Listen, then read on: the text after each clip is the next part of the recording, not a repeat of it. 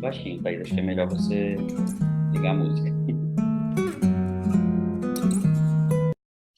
Eu estava falando que a gente já não tem mais ninguém na sala de espera, que eu acho que a gente pode pode dar início aqui ao nosso encontro de hoje, mesmo porque é bastante coisa e a gente quer respeitar o horário de todo mundo e aproveitar 1 minuto de cada um aqui presente. Bom dia, sejam bem-vindos a esse novo encontro das comunidades temáticas, essa iniciativa que nasce esse ano na Rede Academia ICE, para juntar vocês em temáticas, né? A gente fez 7 encontros, esse é o nosso 7º encontro desse ano. A gente fez um para cada uma das comunidades.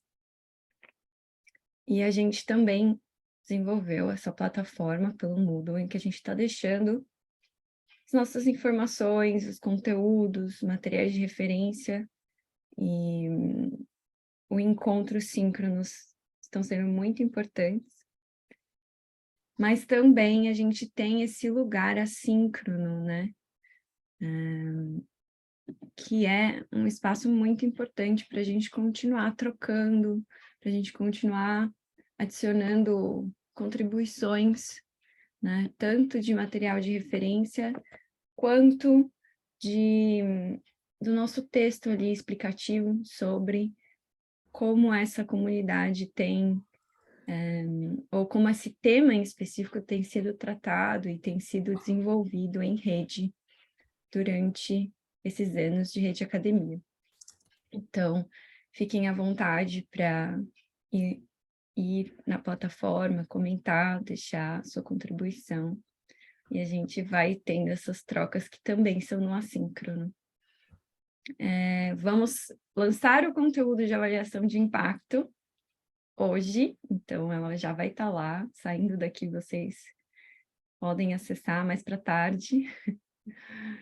E já temos de tecnologia, e temos de ecossistemas de inovação, e temos economias ressignificadas. Então, fiquem à vontade.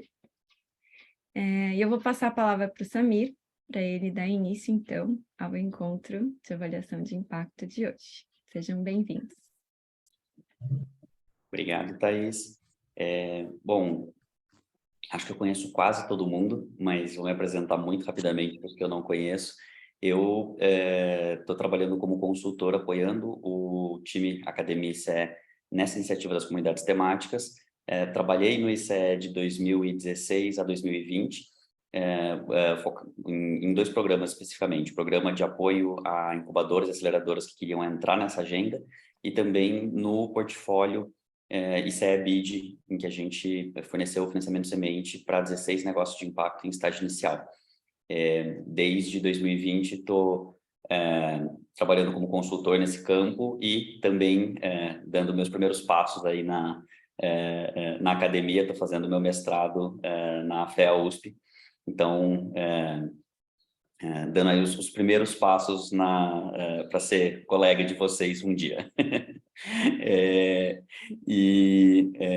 Acho que é legal comentar que hoje a gente vai ter algumas participações especiais aqui na turma, né? Então, a comunidade que a gente está discutindo hoje é a comunidade de avaliação de impacto, e o tema que a gente vai discutir especificamente é o fruto de um dos grupos que trabalhou com isso dentro da jornada de pesquisa focada nesse tema. Então, a Aurélia, a Daiane e Catiane vão apresentar o trabalho que elas vêm desenvolvendo nesse tema. O Milton também estava dentro desse guarda-chuva da avaliação de impacto, mas trabalhando com outra agenda, né, Milton? E aí acho que a gente vai ter um momento aí, possivelmente no início do ano que vem, para você também apresentar os avanços. Mas acho que é importante reforçar que o espaço aqui é um espaço de troca, sem a formalidade que muitas vezes o meio acadêmico impõe. Então, vamos entender que é justamente um espaço de apresentar a cozinha, né, de apresentar um trabalho em andamento, e aproveitar a riqueza dessa rede justamente para que o resultado seja o melhor possível. E a gente tem participando hoje com a gente alguns alunos da Catiane que estão participando como parte da disciplina que eles fazem. Então, agradeço aí a presença desse público também. E só para estarmos todos na mesma página, talvez a gente fale alguns termos aqui que são que vocês não conhecem, ou talvez a gente entre em alguns assuntos que são muito específicos, né, de quem já está nessa agenda há algum tempo. Fiquem à vontade para guardar suas anotações e aí no final a gente reserva um tempinho, depois que a gente encerrar, para trocar uma ideia com vocês sobre as suas dúvidas e bater um papo sobre isso. Beleza? Acho que é isso, né, Thaís? Eram os recados que a gente tinha. No final da conversa também eu vou aproveitar para fazer uma navegação rápida com vocês na plataforma que a gente tem, ainda que não seja a comunidade específica de avaliação, porque a gente está fazendo o ajuste fino ali, mas eu vou passar com vocês rapidinho e na segunda-feira ela já deve estar plenamente disponível para vocês, beleza? Bom, sem me alongar mais, vou passar a bola para a Aurélia, Catiane e Daiane apresentarem o que elas têm trabalhado aí, muito conectado com o tema de avaliação em cadeias de valor. Por favor, fiquem à vontade. Obrigada, Samir. Obrigada, Thaís. Bom dia a todos. Eu fiquei responsável de começar aqui a apresentação, e aí depois a gente vai fazer um jogralzinho, né? Somos 3 apresentadoras. Deixa só eu tentar aqui compartilhar a tela. Ver se vocês estão vendo. Aí vocês só confirmem se estão conseguindo enxergar a tela. Tá tudo certo? Sim. Perfeito.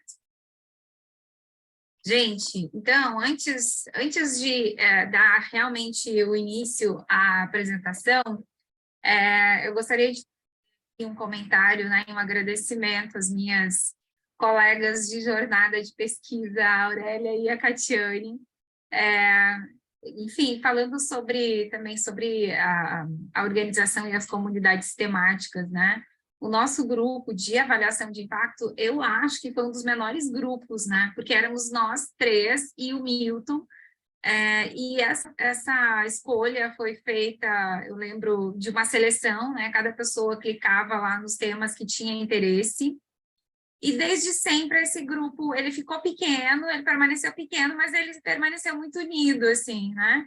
Foi uma oportunidade muito boa de trabalhar com pessoas que eu ainda não havia trabalhado, né? O Milton é o meu colega, mas aconteceu que o Milton também foi para uma outra vertente de avaliação de impacto, e eu e a Aurélia e a Catiane permanecemos trabalhando por quase um ano que a gente está discutindo, fazendo a proposta do projeto, né, todas as etapas, coletando dados, e foi muito rico, assim, está sendo muito rico essa troca e essa experiência. Então, muito obrigada a vocês. Gente, então, começando aqui para falar sobre o nosso tema, é de avaliação de impacto em cadeias produtivas coordenadas por negócios de impacto socioambiental. Então, o que a gente percebeu, né, estudando, lendo sobre os referenciais de avaliação, né, de processo de mensuração de impacto, a gente vê, né, alguns estudos, assim, muitos resultados falando sobre os beneficiários quando eles estão na ponta da cadeia de produção, né, quando eles são os clientes, né, quando eles recebem um produto ou um serviço, e isso também faz eles beneficiários. Mas existe outro grupo que de beneficiários que podem estar ao longo de uma cadeia de suprimentos, né, sendo um stakeholder importante, provedor de serviço também para os negócios de impacto. E a gente escolheu olhar para esse grupo, né, para essa organização, quando unis estão situados como empresas focais de cadeias de suprimentos. E o que a gente observa também, né? Existe toda uma literatura que fala sobre algumas tensões que podem ser geradas quando esses negócios, eles têm de atender, né, aos beneficiários, então eles têm a lógica de impacto aos beneficiários que são também fornecedores de serviços ou fornecedores de matérias-primas, e, por outro lado, eles devem atender às demandas de investidores, né, do mercado que vem e que tem uma série de requisitos. E, em função disso, em razão desse ambiente turbulento, a avaliação de impacto, ela é muito importante. Ela é importante para guiar esses negócios de impacto, para que eles não se desviem da sua dupla missão, e, ao mesmo tempo, ela é importante também para trazer os resultados esperados, né, ou trazer informações para os possíveis investidores destes negócios. Então, é por isso, né, fazendo essa contextualização, que a gente escolheu, né, olhar para essa problemática. Então, como o CNIS desenvolvem, né, os seus processos de mensuração de impacto quando os beneficiários estão ao longo de uma cadeia de suprimentos. Dito isso, a metodologia que a gente escolheu, e aí é interessante também, né, dizer que nós somos 3 pesquisadoras localizadas em diferentes regiões do Brasil, né? A Catiane está no sul da Bahia, a Aurélia está no sul, né, no Rio Grande do Sul, e eu estou aqui em Fortaleza. E a gente pensou, bom, né, a gente já tem, sim, uma experiência, a gente já vem trabalhando com negócios de impacto e, casualmente, a gente tinha esses contatos de negócios que eram empresas focais de cadeias de suprimentos. A gente escolheu utilizar a metodologia de múltiplos casos para olhar como que esses negócios se estruturavam, como era essa cadeia, né? Enfim, né, e como, obviamente, se dava o processo de mensuração de impacto. Então, ao longo, né, dessa coleta de dados, a gente fez em torno de 10 entrevistas para cada caso, olhando para gestores, olhando para fornecedores e alguns outros stakeholders também no processo, clientes, né, em casos dos negócios que são B2B, a gente considerou muito importante para ver a perspectiva do cliente e o quanto que ele exige de mensuração de impacto dos NIS. E agora a gente está de reunir esses 3 casos e fazer as análises cross-case. E, de antemão, né, à medida que a gente agora, hoje, nessa apresentação, descreve esses casos para vocês, a gente tem algumas análises iniciais, então também vai ser muito importante essa troca e essa apresentação para vocês, para que vocês nos tragam indagações, questionamentos ou sugestões para a gente aprimorar essa análise. A partir de agora, a gente faz a apresentação dos 3 casos, então vai ser jogralzinho mesmo, tá? Cada um que ficou responsável pelo seu caso vai falar, enfim, tem muita propriedade, todas fomos a campo, né? Todas conhecemos em profundidade os casos. No meu caso, eu tenho que agradecer a Vânia, que está aqui, que é minha aluna de mestrado, que me auxiliou, que fez, né, a coleta de parte das entrevistas, eu acompanhei outras, e a Vânia também está desenvolvendo a dissertação dela nesse tema. Aurélia, passo a palavra para você apresentar o primeiro caso. Obrigada, Dai, colegas, bom revê-los. Bom dia a todos. Então, vamos começar apresentando aqui o caso da Ciclo Reverso, que, desde o início, né, se coloca como um negócio de impacto socioambiental, e esse termo para fundadora e para a equipe é extremamente importante. Se situa na cidade de Viamão, aqui próximo a Porto Alegre, né? E atua no mercado já há 11 anos, ofertando, então, soluções de logística reversa de resíduos sólidos, não contaminados, não perigosos e não comerciais, e isso aí é um aspecto muito importante, porque acaba sendo um problema para as empresas, né? Geralmente as empresas vendem os resíduos sólidos, né, que elas podem, desde que haja, que eles possam ser comercializados, mas no caso da Ciclo, ela vai olhar justamente para aqueles que as empresas não podem vender, e eles acabam gerando um problema, porque eles acabam, né, ocupando espaço. Tem também a questão da marca, né, logomarca da empresa, que pode estar nesses resíduos, portanto, também não é muito fácil descartá-los, né? Então, é esse problema que a Ciclo Reverso abraça e liga isso a toda a sua inserção nessa questão dos negócios de impacto socioambiental. Tá? Os clientes da Ciclo Reverso são empresas públicas e privadas, mas a gente vai ver como é que a Ciclo se articula dessa forma. Então, daí você pode passar, por favor?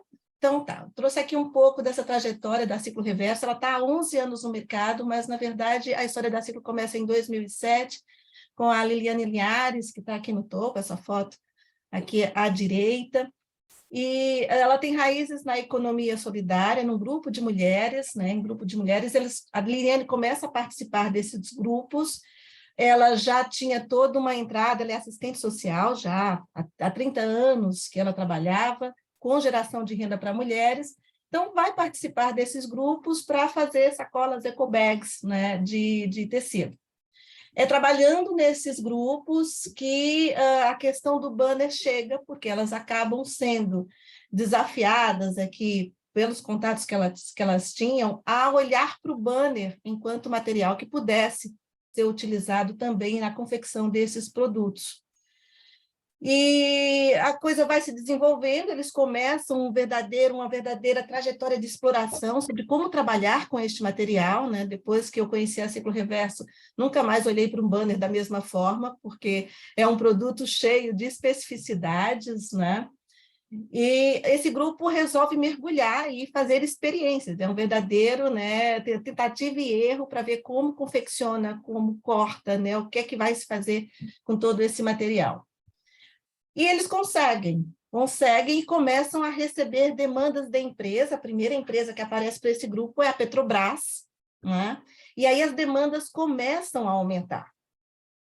E as empresas começam a pedir nota fiscal. Dessa necessidade de entregar nota fiscal para essas empresas, dessas grandes clientes que começam a chegar, que a Ciclo Reverso abre oficialmente em 2011, março de 2011, mas, assim, sempre se colocando, a gente abriu uma empresa para passar nota fiscal, mas a gente não se enxergava como empresa, né? A gente não se enxerga como empresa, nós somos um grupo da economia solidária. Em 2012, acontece um momento muito importante, um marco muito importante na empresa, que é quando ela passa a integrar a incubadora social da PUC-RS. E elas não chegam a ficar na incubadora, dentro da incubadora, mas a incubadora dá todo o suporte, né? A Liliane é muito ligada aos maristas também, e é nessa incubadora que eles começam a entrar em contato com algumas tecnologias de gestão, né? Por exemplo, organização em processos, atividades, tarefas, e eles já tinham, então, desenvolvido toda a tecnologia, né? Toda a metodologia para trabalhar com banner. Então, essa entrada na incubadora da PUC é extremamente importante, porque eles vão aprender a organizar este processo e, dessa forma, a registrar esta metodologia. É também com esse contato com a incubadora que eles descobrem o programa Agir do Sebrae, que era um programa já que acontecia aqui no Rio Grande do Sul e que trabalhava na temática negócios de impacto socioambiental. É aí a primeira vez que a Liliane ouve esse termo, né, e que leva o termo para a equipe, para o grupo, e se encanta com o universo, né, dos negócios de impacto socioambiental, entendendo que estava aí uma saída importante para aquele grupo de mulheres, né? Então, aí começa uma trajetória com o Sebrae, é muito interessante que a Liliane diz, olha, eu não entendi absolutamente nada, e começa a ouvir falar sobre Lean Startup, pivotar, não é? Modelo de negócio, tem que entrar em contato com todos esses termos, né? E hoje ela diz, eu vivo pivotando o tempo inteiro o meu modelo de negócio.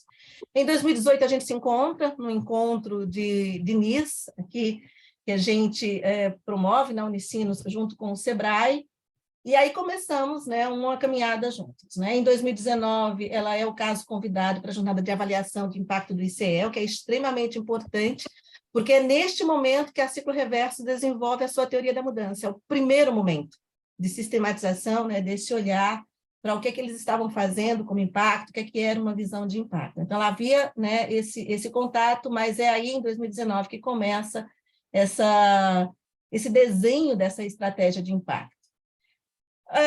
Ela continua com este processo, em 2020 consegue entrar para uma aceleração da Banco, que é extremamente importante, porque aí ela vai entrar em contato mais profundamente com indicadores, né, de impacto e vai começar a desenhar esses indicadores. Então, ela tinha uma teoria da mudança, mas o processo de indicadores de impacto vai começar mais forte aí com essa aceleração da Banco. Em 2021, ela volta, né, a trabalhar conosco na jornada de pesquisa e, atualmente, ela tem trabalhado com o Sistema B, né, em vias de certificação, agora em 2023, está se organizando para isso. Então, em 2023, em janeiro, já lança novos indicadores, e tem sido um momento muito importante. Vale dizer que aqui a Fundação Helda Gerdau, não é, junto com o SEBRAE, tem financiado um processo de certificação de empresas pelo Sistema B, né, micro e pequenas empresas, e a Liliane entra neste processo, né, que está sendo subsidiado pela Fundação Helda Gerdau.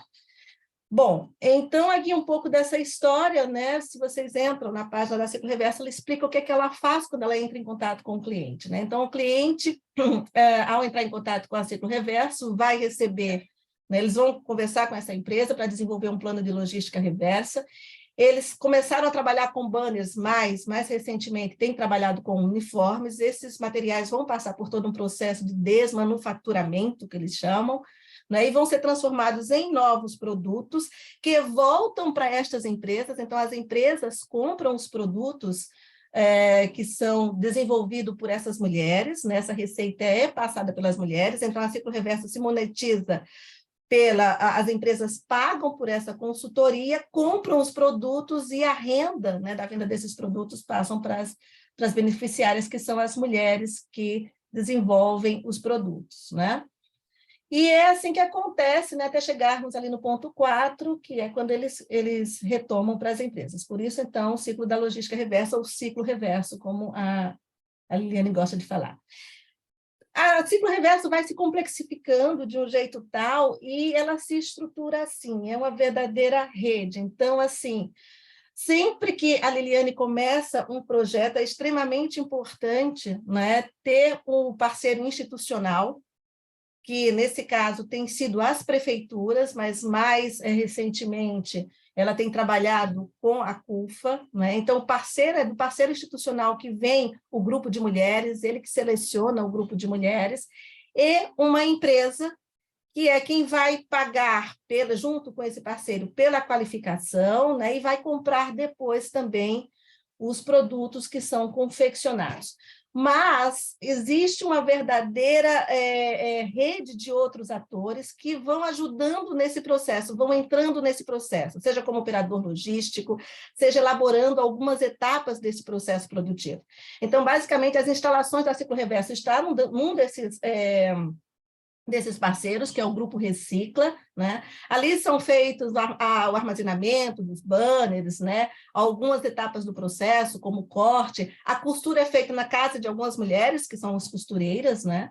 Então, elas recebem uma capacitação para corte e costura de banners. Então, o sistema produtivo ele é totalmente descentralizado, né? E ocupa várias partes dessa rede. E a Ciclo Reverso faz a coordenação toda, né, desses parceiros que trabalham junto com ela. São estes, então, alguns produtos que a Ciclo faz, né?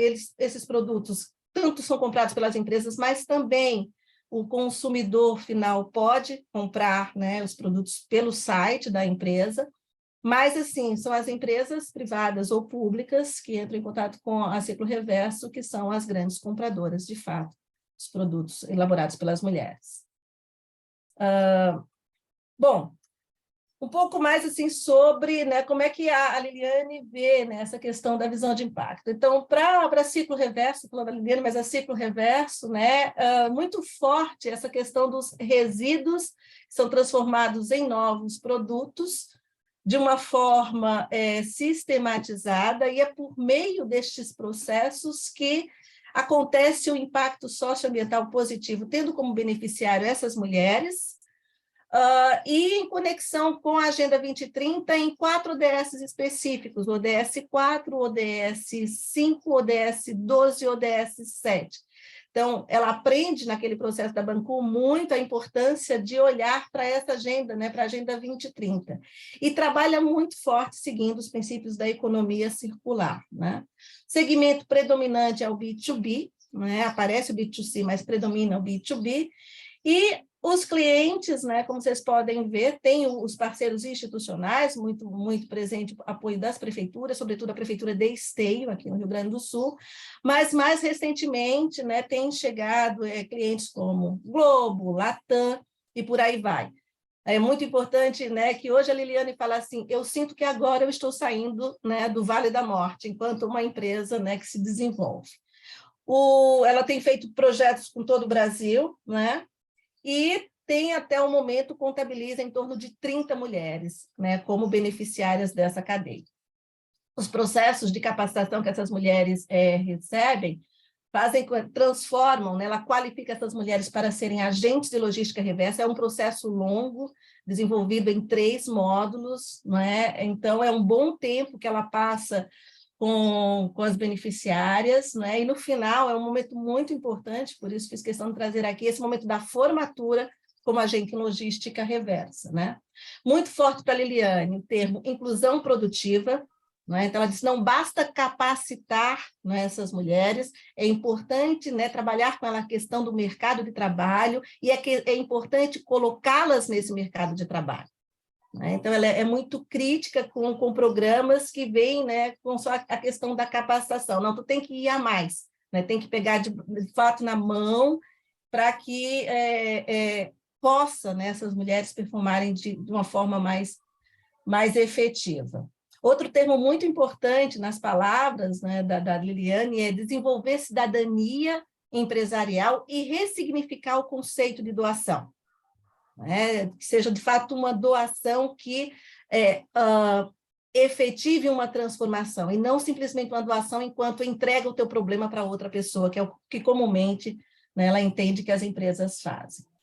E a formação de grupos autônomos. É importante entender o seguinte, que a Liliane, né, a Ciclo Reverso trabalha por projetos, então ela faz um projeto, forma um grupo, mas a ideia é depois que esse grupo monte uma associação para que ele também possa passar notas fiscais e que ele siga e ela possa, então, né, junto com a metodologia da Ciclo, e trabalhar com outros grupos em outros locais. Então, é um processo longo, mas trabalhando para que esse grupo depois, né, siga sozinho, de forma autônoma.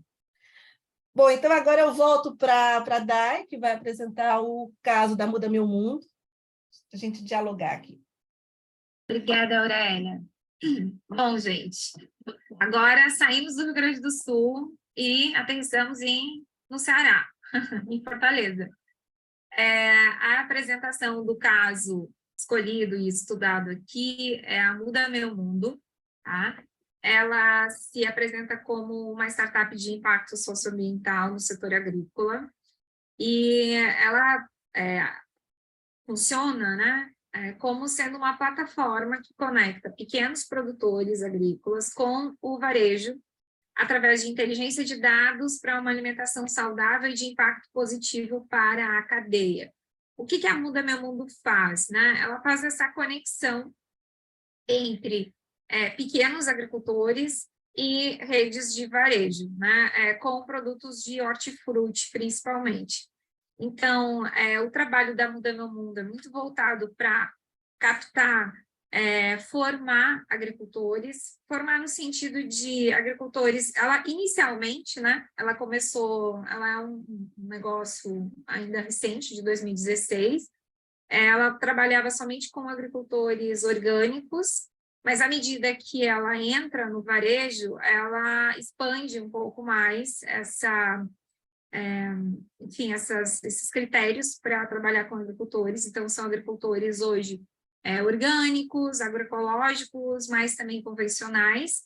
Mas o que ela faz, né? Ela dá toda uma formação e um acompanhamento de transição de melhores práticas na agricultura, para que esses agricultores adotem práticas sustentáveis, né, a não utilização de agrotóxicos. Então, eles têm um trabalho muito forte com os agricultores familiares.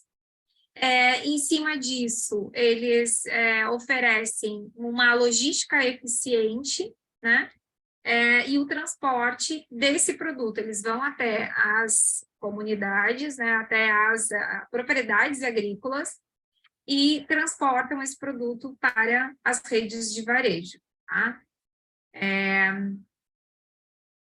Então, a Muda Meu Mundo começou atuando muito fortemente aqui em Fortaleza, mas a partir de 2021 ela também começou a atuar no mercado de São Paulo. É uma startup que cresceu muito durante a pandemia, né? Em razão de uma busca muito grande de pessoas que não estavam também entendendo o que era pandemia, mas a alimentação, né, o setor de alimentação de forma geral cresceu muito. Então, eles falam que eles despontaram, assim, eles estavam atuando somente em Fortaleza, somente com as redes de varejo daqui, mas durante a pandemia, ou melhor, antes da pandemia já havia, né, uma discussão, uma possibilidade de ir para São Paulo, e durante a pandemia, então, isso aconteceu, né? E o que a visão de impacto da Muda Meu Mundo é gerar impacto positivo na cadeia, né, trabalhando com os agricultores familiares, entregar um alimento que seja bom, né, que tenha qualidade, que seja saudável, mas que também não seja tão caro quanto é o orgânico certificado. Então, eles batem muito nessa tecla, né, de trazer informação, ser transparente ao longo da cadeia, mostrar de onde vem, quem são os produtores. A Muda Meu Mundo trabalha com QR Code, então, né, ela tem um stand lá com os produtos, e ela tem uma base de informação de quais são os agricultores que estão oferecendo aqueles produtos. Então, os clientes, na verdade, os consumidores finais, né, quando entra numa rede de supermercado, uma loja, e encontra o produto, a Muda Meu Mundo oferece isso, essa possibilidade de saber quem está produzindo. E aí, o fato de não ser mais orgânico, mas ser sustentável, né, eles utilizam muito a informação, justamente, né, buscar essa informação, essa transparência, para falar para esse consumidor final de onde vem esse agricultor é regional, esse agricultor é local, tá? Então, o principal cliente da Muda Meu Mundo são as redes de varejo. Ela começou anteriormente, né, de 2016 até 2019, final de 19 e 20, ela atuava em feiras na cidade. Quando ela entra para as redes de varejo, é quando ela começa realmente a crescer. Então, a primeira rede que ela entrou foi o Mercadinho São Luís, que é uma rede local, mas muito bem conceituada, né, que tem todo um trabalho muito forte também de responsabilidade social, dá muito apoio para fornecedores locais e pequenos, então isso faz uma grande diferença. Mas à medida que ela consegue, né, entrar no Mercadinho São Luís e mostrar um diferencial de produtos, ela conseguiu também negociar com redes mais poderosas, né, mais importantes em termos econômicos, assim, que é a Rede Carrefour e também o Grupo Pão de Açúcar. Em São Paulo, a Muda Meu Mundo tem trabalhado somente em algumas lojas, não em todas, né, mas enfim, esse trabalho está sendo gradual. E, enfim, então o Grupo Pão de Açúcar ela atua aqui em Fortaleza, mas também em São Paulo. E os beneficiários de impacto para a Muda Meu Mundo são, então, essa rede de agricultores que contempla em torno de 600 agricultores. 160, por volta de 160 aqui, no Ceará, e os demais são em São Paulo, né? Enfim, e aí os benefícios gerados, né? A Muda Meu Mundo, ela se coloca muito, informa muito isso, que ela traz benefícios ao longo de toda a cadeia. Então, ela traz o benefício de trabalhar com uma captação e com uma qualificação de agricultores familiares, e é muito interessante, porque, assim, eles têm um trabalho de visitas, mas eles usam muito a tecnologia, a questão remota, de formação, de conversa. Eles têm uma plataforma de cursos que eles oferecem, e que os agricultores são pequenos vídeos curtos, que os agricultores têm condições de receber no WhatsApp. Então, eles têm, né, um grupo que está sempre em contato com o agricultor remotamente. Essa questão do QR Code, né, de conseguir mapear e definir, né, a localização desses agricultores e conseguir repassar isso para o cliente do seu cliente, né, que são os consumidores finais.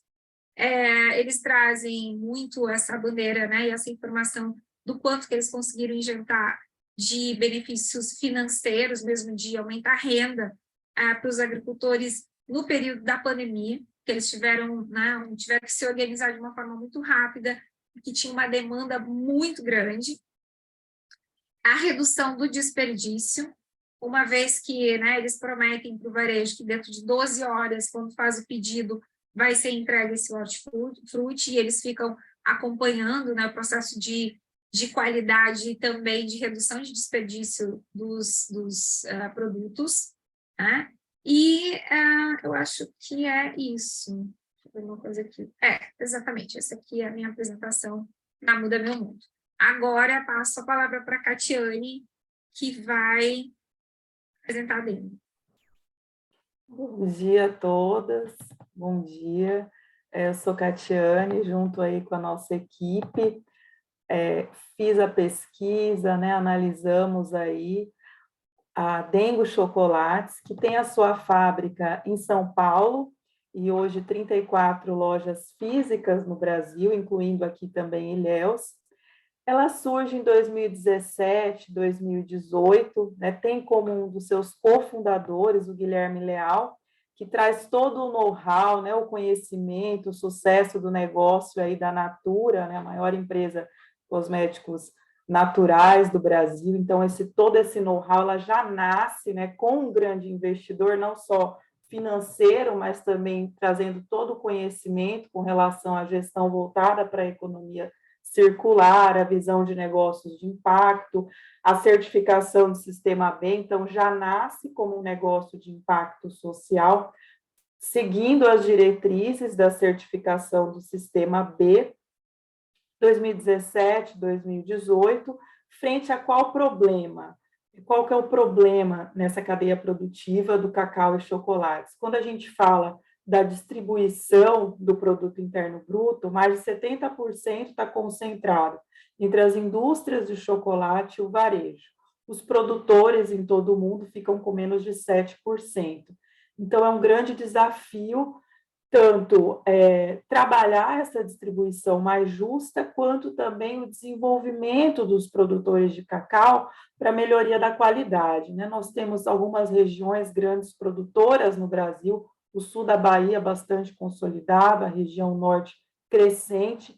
Então, a Dengo, ela nasce como um negócio de impacto social frente a esse problema, trabalhando a produção, a comercialização de chocolates premium, também hoje já trabalha também com cafés, algumas bebidas, sempre associando a questão do produto premium, principalmente o chocolate, ao uso de produtos naturais, a produção artesanal dos biomas brasileiros, com a grande valorização aí do bioma Mata Atlântica.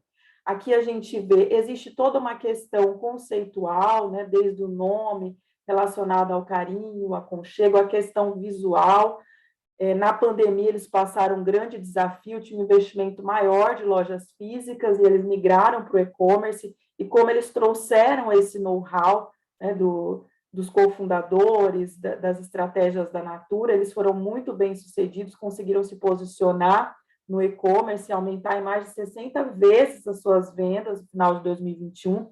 A gente vê alguns produtos, né? Eles trabalham, por exemplo, tem as barras convencionais, mas tem o famoso quebra-quebra, que ele é ali como aquele, vem os pedaços, né? O objetivo é evitar o desperdício, também trazer aquela pegada de um produto artesanal.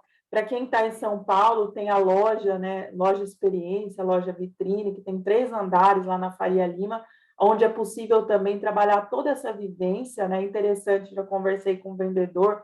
Os vendedores, eles são qualificados, orientados, não para vender o produto, mas para trazer uma educação sobre o produto, sobre o seu processo produtivo, proporcionar esse conhecimento, essa experiência para o consumidor, né? Com foco que o modelo de negócio de impacto deles é a valorização dos pequenos e médios produtores de cacau através do pagamento, pode voltar, Dai, um pouquinho, do pagamento dos preços prêmios, e também a valorização ambiental. Na valorização ambiental, um dos gestores fala, hoje é praticamente um consenso que a preservação da floresta está associada ao cultivo do cacau no sistema conhecido como Cabruca, é um sistema agroflorestal tradicional que, nessa associação do chocolate premium sustentável, está bastante associado a esse modo de produção. O fruto é cultivado em meio de dezenas de espécies de árvores nativas, em uma combinação da biodiversidade, agregando valor e qualidade ao cacau, o que melhora a terra, né, reduz a questão da degradação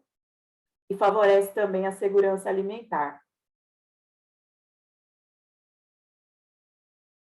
A visão de impacto da Dengo, né, ela é uma empresa, então, como um negócio de impacto, certificado Sistema B, trabalhando a solução frente ao problema da valorização dos produtores, também ambiental. A Dengo nasce para oferecer chocolates deliciosos, saudáveis, sustentáveis, né? Mas nenhum desses esforços pode ter sucesso se forem ignorados os protagonistas. Conversamos com cada um deles para entender como o trabalho pode ajudar eles. É por isso que estamos tão preocupados em pagar de forma justa e criar uma comunidade de pessoas que transformam o cacau de qualidade em deliciosos chocolates para o mundo. Hoje, o pagamento desse preço premium, amêndoa de qualidade, que é uma amêndoa de qualidade superior, mas superior aos padrões estabelecidos pelo Ministério da Agricultura, é o padrão de qualidade Dengo, e existe um guia de conduta formalizado, as capacitações junto a esses produtores interessados para a disseminação das boas práticas. Inclusive, se vocês consultarem o site, vocês conseguem conhecer, eles trabalham muito na comunicação, a estratégia do storytelling, a história desse produtor, de onde veio o cacau, os produtos também identificam. Está no segmento B2C, né, produz o chocolate, comercializa aí através das suas lojas físicas, o e-commerce. É o consumidor de chocolate premium, mas o consumidor de chocolate premium, que diferente da Copenhagen, outras linhas aí premium, ele busca também essa pegada, né, desde a identidade visual, né, mais ligada ali a um design clean, a simplicidade, mas principalmente a questão da valorização dos produtores e a valorização ambiental. No Brasil, são 34 lojas físicas, o e-commerce está presente desde a plataforma, tem lojas ao vivo, utilizando o streaming, que também foi uma inovação, utilizando tecnologias, quanto também nos aplicativos, como o iFood. 2022, 160 fornecedores de cacau parceiros, que essa parceria é estabelecida principalmente numa relação de confiança.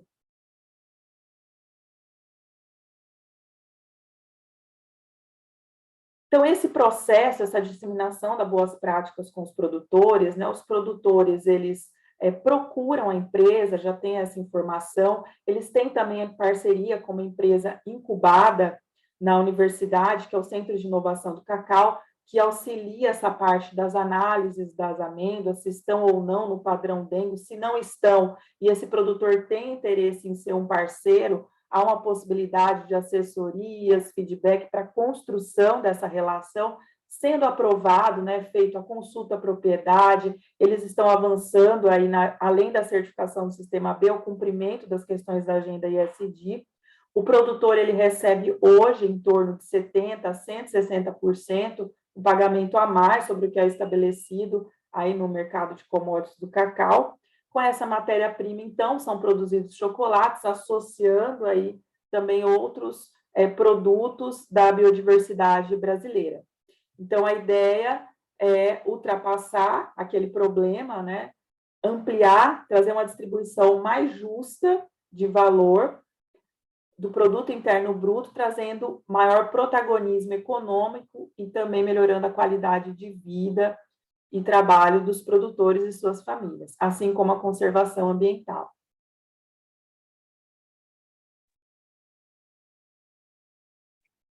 Bem, quando nós entramos, então, para entender os processos, né, de avaliação desses negócios, nós identificamos na literatura uma abordagem que traz para a gente a ideia da mensuração de impacto como uma atividade macro, que se distribui, né, que se divide nessas 4 atividades que compõem o processo de mensuração. Então, a seleção de indicadores, o monitoramento desses indicadores, como acontece esse monitoramento, a avaliação, quais os métodos, né, acabam sendo uma atividade ex post fato, e a comunicação dos resultados alcançados, né, dos resultados destes indicadores.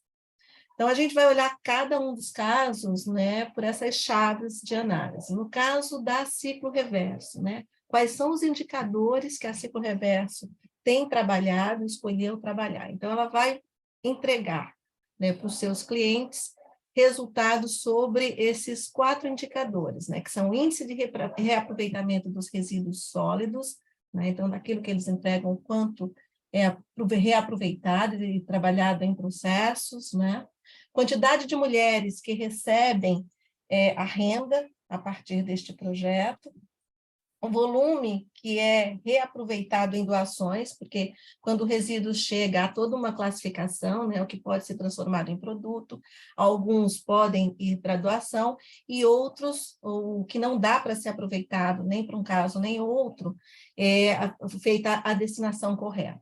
Né? Então, o cliente acompanha todo esse processo, e, enfim, o volume do resíduo que é reciclado. Então, são esses os 4 indicadores que a Ciclo tem olhado, né, e monitorado. O monitoramento dos indicadores vai acontecer por entrega para cliente, então, cada vez que um projeto é realizado, o cliente recebe esse relatório por cada demanda, né, que ele faz. A avaliação no que diz respeito ao emprego de método específico. Então, apesar de ter, né, todo esse trabalho, a gente ter começado lá com uma teoria da mudança, né, e isso vir se desenvolvendo, no desenvolvimento né, na composição de novos indicadores e do olhar, não é, da fundadora por ser, né, assistente social, por ter trabalhado muito tempo com mulheres, né, por adotar o método do Paulo Freire, entender a importância das histórias de vida, a gente não enxerga no processo de avaliação da ciclo reverso ainda o emprego de um método estruturado, e isso tem uma série de razões, né? Como coloca a própria fundadora, eles estão no momento que é preciso fazer essa empresa crescer, até mesmo para conseguir levar adiante, né, o impacto intencional que ela se coloca.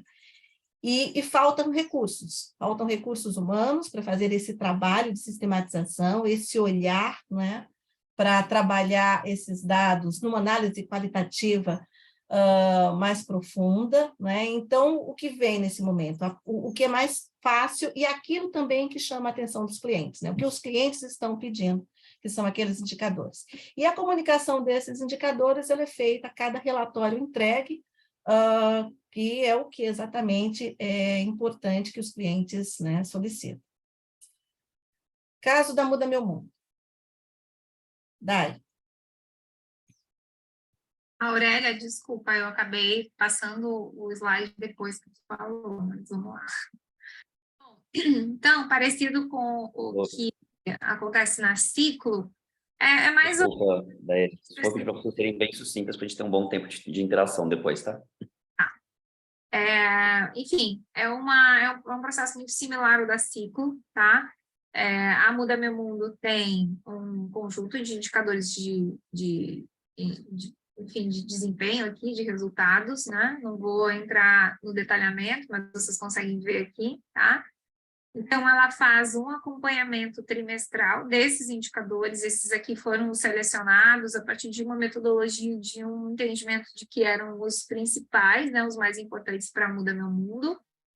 Ela faz esse monitoramento trimestral, ela não faz uma avaliação de impacto, então isso aqui ela busca, são entregas de outputs, né, e ela, como comunicação, ela utiliza essa base de indicadores para entregar para o cliente dela, né? E sendo muito resumindo, assim, né? Esse processo de mensuração, a Muda Meu Mundo, ela está no momento, e a gestora fala isso, ela diz, olha, a gente está no momento de captação de recursos, né? De buscar fundos, ela teve agora um aporte de 4 milhões, parece que foi no ano passado, né? De um fundo investidor, ela tem alguns outros investimentos também, mas ela está num processo de expansão de mercado, de crescimento, e o cliente dela, que são essas redes de varejo, a exigência, né, desses clientes relatórios para que se possa utilizar esses relatórios na comunicação dos clientes na sua agenda ESG.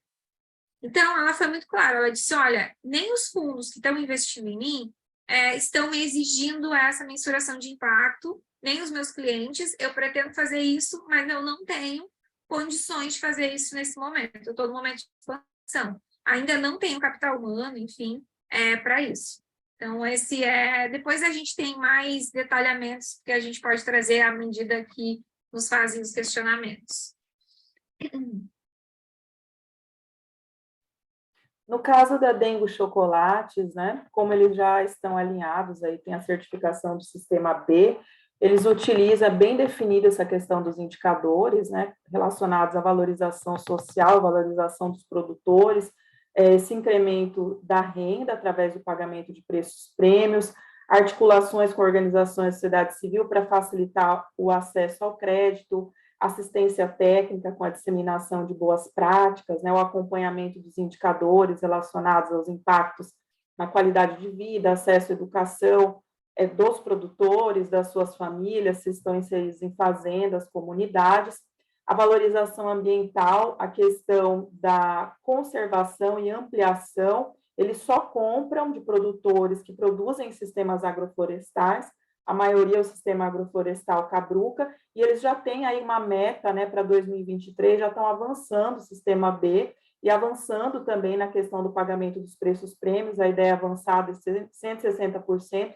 para 245%, então agora é um cacau alta qualidade, né, um padrão que mais para frente a gente vai falar, é um dos desafios que eles falam hoje. A gente tem 30 mil produtores só aqui na região, né, eles trabalham com 160, querem atingir 1.000, pode passar das metas futuras, então é um grande desafio.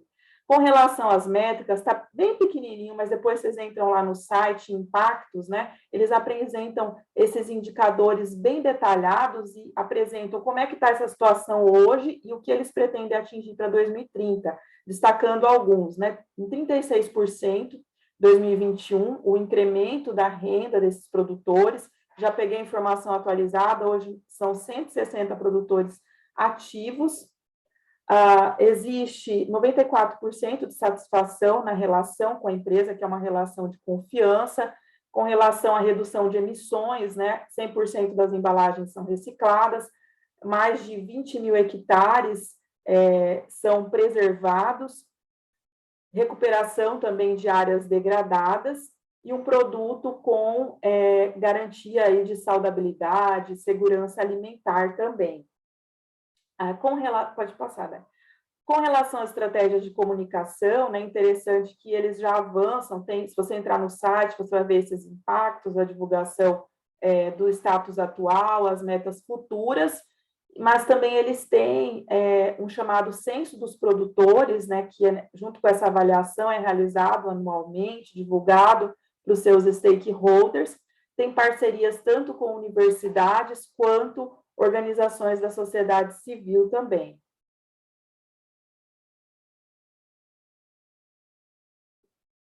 Bom, gente, então, assim, sem mais, né, a gente realmente são 3 casos, são muitas informações, os 3 casos são muito ricos, aqui, bem objetivos. Esse aqui é um quadro síntese que a gente traz depois, né, como a matéria vai ficar disponível, se as pessoas quiserem dar uma olhada.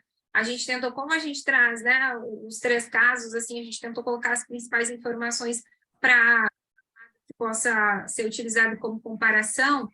E as considerações iniciais da análise, né, as considerações preliminares que a gente faz desse cross-case, a gente observa que a gente tem 3 casos, sendo que 2 estão num momento assim, mais parecido, né, que a Ciclo Reverso e a Muda Meu Mundo, de se colocar no mercado, né, de captar investimentos, e a Dengo, que já está melhor estruturada, né, porque ela já inicia as suas operações com um investidor muito forte, né? Então, a gente percebe que, de forma desses 2 primeiros casos, assim, que é muito comum, né, o que, para quem estuda NISE, para quem vivencia na prática, uma necessidade maior de se colocar no mercado em primeiro momento, né? Seguem, sim, tem a sua tese de impacto, mas elas não conseguem ainda o processo de mensuração de impacto. O que eles apresentam para os seus clientes são resultados, assim, né? Ou são outputs, né? O que eles estão fazendo aqui e as métricas, os números dessas ações mais pontuais.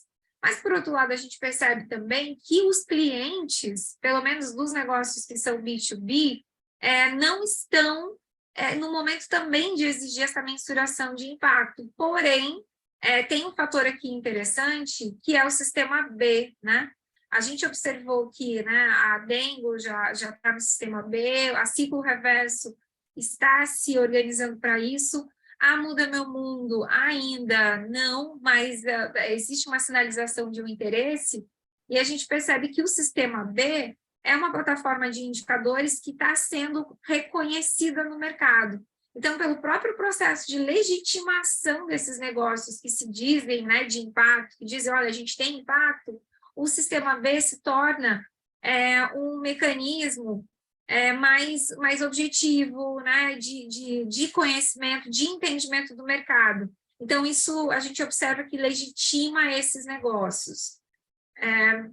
Eu gostaria, assim, eu acho que é isso, assim, de forma geral, não sei se a Aurélia e Catiane querem também contribuir, mas a minha fala seria por aqui mesmo.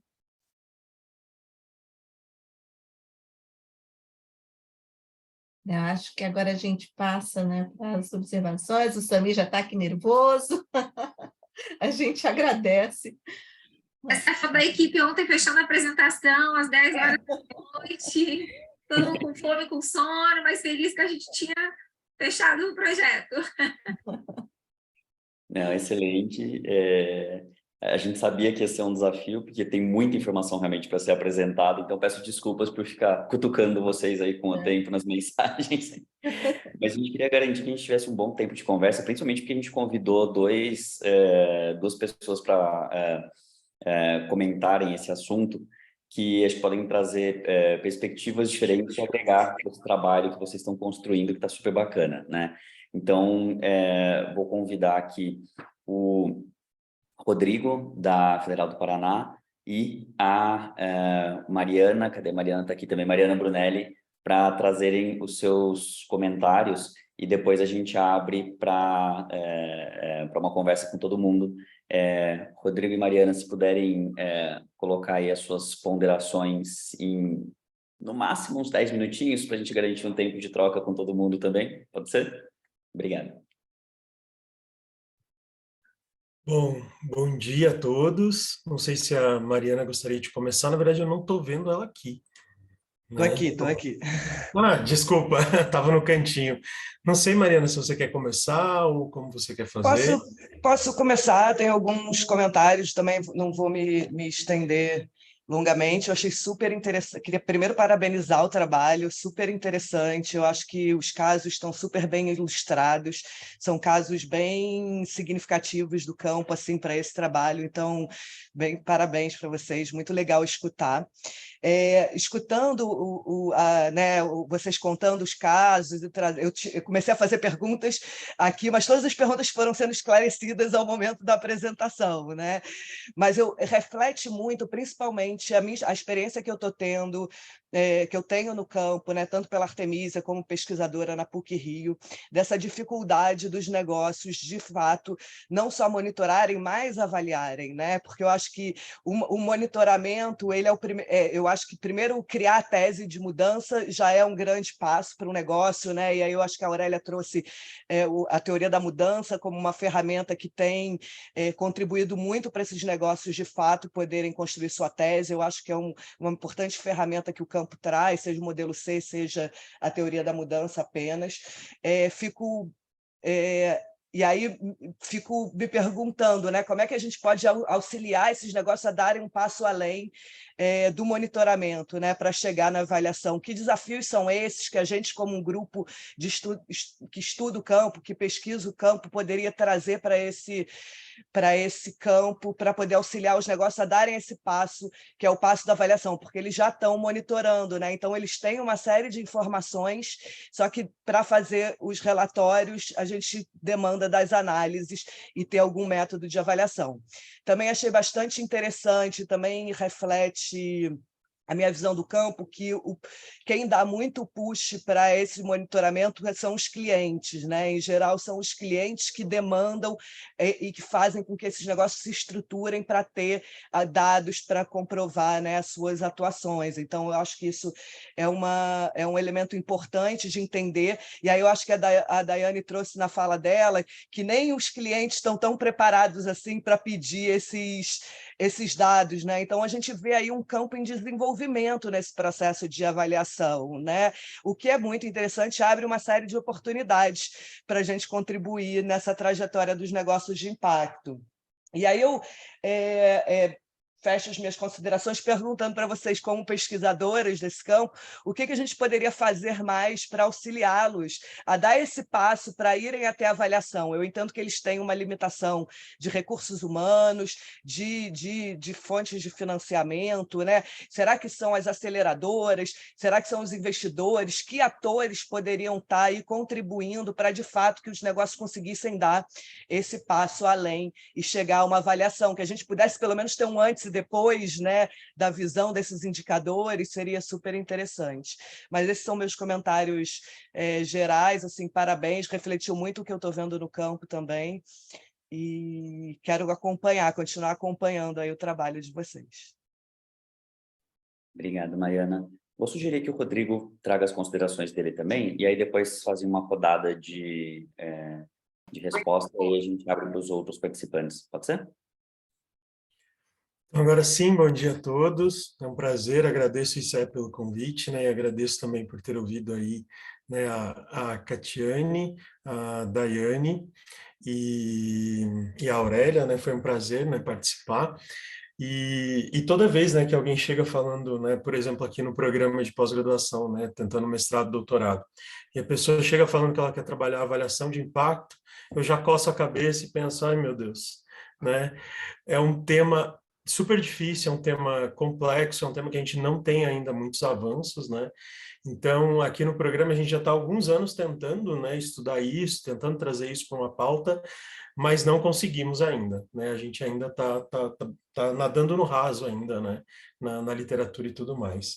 Né? É um campo muito interessante, pouco desenvolvido, né? Muito complexo, né? Porque até como acho que a Daiane comentou, a gente consegue ver o resultado ali, né? O output.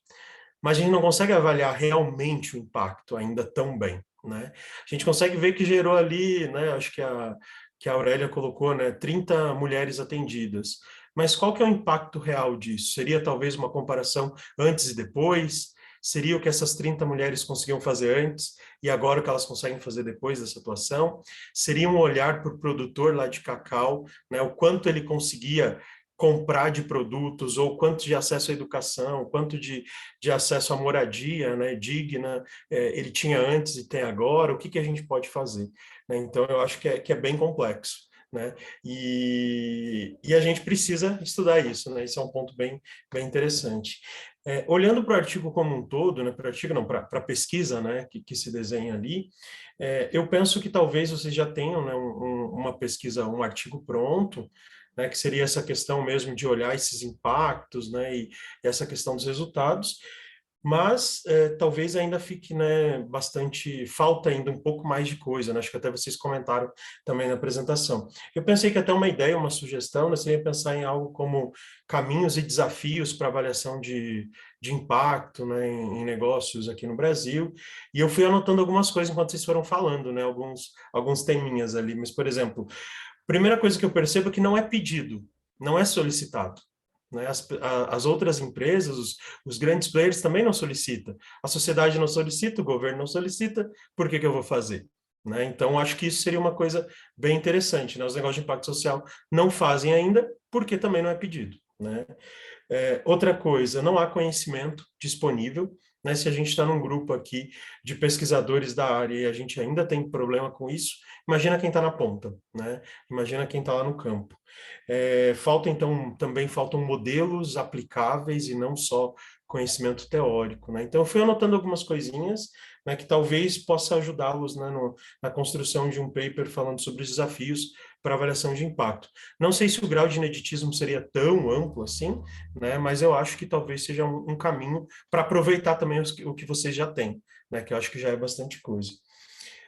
Mas, na verdade, a minha pergunta mesmo, meu comentário, ele vai em outro foco. Então, esses eram alguns comentários que eu gostaria de fazer, né? E acho que dá para aproveitar, então, no mínimo, para esse artigo um pouco mais descritivo, né, com quais são os impactos gerados, mas um também com os desafios, porque o que eu mais vi na apresentação foram desafios, né? Chega-se a alguns resultados, mas ainda com muitos desafios. A minha pergunta, na verdade, talvez elas vão focar muito mais no caso da Ciclo Reverso, na Muda Meu Mundo, mas também, né, a Dengo também pode responder, né, com a visão. Mas eu gostaria de saber, porque o que a gente estuda aqui também é essa relação entre grandes empresas e negócio de impacto, o que isso pode trazer, né? Tem uma série de coisas que são mais complexas, assim, mais, não vou dizer ruins, né, mas trazem bastante desafios, como essa perda, né, do sentido social do negócio, muitas vezes, por se aproximar de uma cadeia mais econômica, tradicional, né? Então, primeira pergunta é se vocês sentiram, principalmente, a Muda Meu Mundo, né, e o pessoal da Ciclo, e até o pessoal também da Dengo, né, porque está próximo ali à Natura, né, que também, né, é uma empresa bastante tradicional, embora, né, cruze bastante ali os nossos caminhos também na parte social. Então, se há esses desafios, né, essa mudança talvez de um pouco de foco, e também do lado positivo, né, se é colocado, por exemplo, algum foco na parte financeira que não era colocado antes, na parte da formalização, como a Aurélia colocou, né, a gente só começou a emitir notas fiscais porque foi pedido. Né? Então, talvez isso também seja um ponto positivo. Nessa relação com grandes empresas, elas têm trazido desafios, elas têm trazido oportunidades, como que vocês viram isso no campo? Porque eu acho que isso dá um artigo bom também, sabe? Falando sobre a relação entre quando grandes empresas encontram um negócio de impacto na cadeia produtiva. O que acontece? Né? Quais são os desafios, quais são as oportunidades? Então, esses foram alguns comentários ali, Samir, assim, iniciais que eu tiro aqui, né, que eu acho que já dá para a gente começar a conversar. E obrigado novamente, né, e parabéns ali pela pesquisa, achei excelente. Obrigado. Legal, obrigado. Devolvo a bola para o time das pesquisadoras que estão apresentando hoje. Obrigada. Gente, obrigada, Mariana e Rodrigo. Muito obrigada pelos comentários de vocês. E assim, concordo com o que vocês falam, e Rodrigo, sim, a gente tem, esse é um dos objetivos, né, de fazer um artigo que explore isso, porque a gente já vinha com uma literatura falando sobre isso, né, tem toda uma linha que estuda o mission drift, né, que é a perda ou desvio de missão, e tem, sim, um fator muito forte, que é quando entra um investidor. Né? Eu lembro de ter lido um artigo que havia, e era inclusive um caso aqui do Brasil, que as pessoas, né, que trabalhavam no NIS falavam uma coisa: olha, a gente recebeu um investimento, mas agora a gente só o que faz o tempo da gente é dedicado a fazer relatório para o investidor, porque ele está nos exigindo vários relatórios e a gente percebe que não consegue mais atender tanto ou ter um relacionamento mais próximo com o beneficiário que a gente tinha anteriormente. Então, sim, tem esses casos. Nos casos que a gente estudou aqui, o que a gente percebe é que, assim, eu acho que ainda isso não acontece, porque, por exemplo, a Ciclo Reverso, depois a Aurélia pode falar com mais propriedade, há um trabalho muito forte com as mulheres, muito próximo. A Muda Meu Mundo, por mais que esteja com os agricultores, né, distantes, ela consegue desenvolver uma tecnologia para estar presente de alguma forma, mas sim há um risco, né? E eu acho que o que a gente tenta mostrar é que fazer esse processo de mensuração, ter esse acompanhamento, ele é muito importante, porque ele dá subsídio para a organização, para o negócio de impacto, perceber se ele está se desviando, eventualmente, da missão ou não, né? Ou ele tem que refazer, ou ele tem que desenvolver uma nova estratégia para ver como que essa missão social, principalmente, não vai ser perdida, né? Ou pelo menos que continua no balanceamento, né? Que daqui a pouco está crescendo financeiramente, cresce aqui e o social fica abaixo disso, tá? Eu acho que esse sim é o objetivo que a gente pretende escrever. E o que a Mariana perguntou, né, sobre como é que a gente poderia fazer, Mariana, a gente conversou sobre isso, né? A gente já está, assim, falando muito, eu acho que depois as meninas podem complementar, mas um sentimento que eu tenho é que, assim, nenhum, pelo menos nos NIS, a Muda Meu Mundo e outros que eu trabalho também tem beneficiário na cadeia produtiva, eles não se opõem a isso, pelo contrário, eles desejam muito fazer, mas eles não têm gente. E eu acho que oferecer, talvez criar, e até possivelmente já tenha, metodologias que sejam simples e que sejam práticas para aplicar, ajudaria muito os NIS. Eu acho que o grande desafio deles é construir uma matriz de indicadores. Por isso que o sistema AB vem, por mais que ele não tenha todos os indicadores, ele tem alguma coisa, e é por onde dá para começar. Então, esse processo de construir os indicadores, do zero, para os NIS, eu acho que é o maior desafio. Se a gente puder ajudar, oferecer uma plataforma, algum modelo, né, que eles já possam pegar algumas coisas prontas e adicionar outros que sejam mais adequados aos seus negócios, isso de uma forma eficiente, objetiva, acredito que ajudaria muito. Mas agora a Aurélia também e a Catiane vão... No caso da Dengo, tem a questão, apesar do desenho estar bem estruturado, né, da mensuração de impacto, os indicadores, a avaliação, a comunicação, ele existir de uma forma efetiva, né, como a gente conversou com os produtores, eu vejo que tem um desafio orgânico, porque, por exemplo, a principal dificuldade que eles têm 160 produtores, que são parceiros, a gente tem 30 mil só no sul da Bahia. Desses 30 mil, nem 5% estão inseridos no mercado de qualidade, não estão inseridos por quê? Porque não tem o conhecimento para o manejo, para chegar ao padrão de qualidade, que é o padrão do Ministério da Agricultura, sendo que o padrão Dengo é um padrão mais 100% exigente do que o padrão do Ministério, então ele precisa ter assistência técnica, infraestrutura, o conhecimento. Então, eles trabalham a articulação, né, com essa startup, o Centro de Inovação do Cacau, mas eu vejo que é um desafio, porque aí, até que ponto, né, vai aí os braços deles, até que ponto realmente vai incluir pequenos, agricultura familiar, né? Acho que esse aí é um desafio na questão da gestão das pessoas e da manutenção do propósito, né, que quando fala pessoas também, os colaboradores, é claro, eles têm aí todo o know-how, né, dos cofundadores, essa estrutura extremamente profissional, mas eu visualizo também que é um desafio nesse contexto.